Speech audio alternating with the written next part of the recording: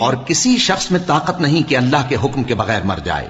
اس نے موت کا وقت مقرر کر کے لکھ رکھا ہے، اور جو شخص دنیا میں اپنے اعمال کا بدلہ چاہے اس کو ہم یہیں بدلہ دے دیں گے، اور جو آخرت میں طالب ثواب ہو اس کو وہاں اجر عطا کریں گے، اور ہم شکر گزاروں کو عنقریب بہت اچھا صلہ دیں گے.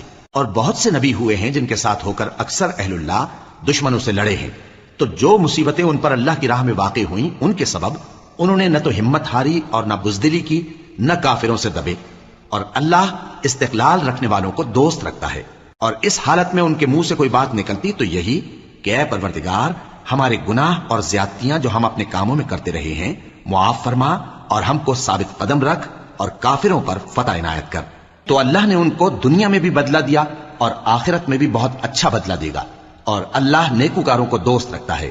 مومنو، اگر تم کافروں کا کہا مان لوگے تو وہ تم کو الٹے پاؤں پھیر کر مرتد کر دیں گے.